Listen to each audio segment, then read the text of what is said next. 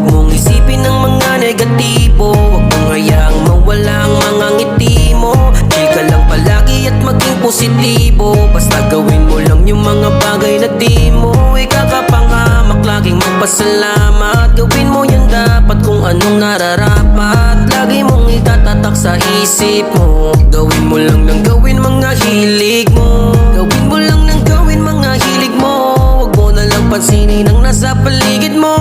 Walisin ang mga negatibo, buksan ang mga ngiti mo, palayain sa isipan ang mga tangan na hindi mo malis sa sarili mo. Ba't lagi kang nakakulong? Di naman yan sagot sa lahat ng iyong tanong. Lahat tayo ay may pag-asa na matamasa, na makamit yung magandang buhay at magandang umaga. Di lang naman ikaw ang may bitbit na mga suliranin. Isipin mo na lamang laging may Diyos ka at panalangin. Gawin mo na lamang kung ano ang dapat.